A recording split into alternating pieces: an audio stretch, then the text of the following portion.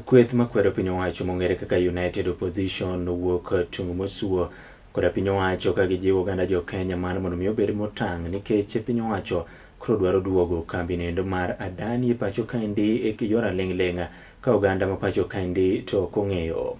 Jotelo go eko kotenegi kod ogai mar Wiper moluor Stephen Kalonzo Musyoka, ogai mar DCP Geoffrey Rigathi Gachagua, ogai mar DAP-K Eugene Wamalwa, ogai mar DP manendo Justin Bedan Joka Muture kendo jotelo mamoko oyango ni bende gikeni mago eko mantiere kambi mar Safaricom kaachiel kod mamoko ma piny owacho koro dwaro uso jotelo ma koro dwaro ng'iewo gi kinde niendi mar mondo mi koro giwuondre ni siro godo paro mar chika mar iko omenda ma higa niendi ma bende gijiwo oganda jo Kenya mar mondo mi koro okwedi.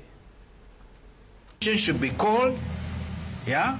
A division should be called, and every person who stands in objection to this state capture and blatant planned theft of everything this country stands for, then the Kenyans will be able to see, yes, member for this constituency are stood with the people.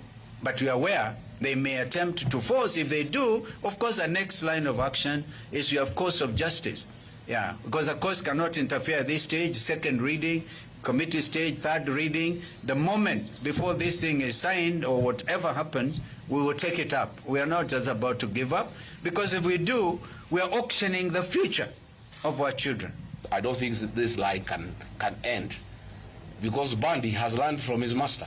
He's the one who has given him a job. So if the president is lying, what stops other people from lying? I heard him the other day crying about corruption by traffic policemen.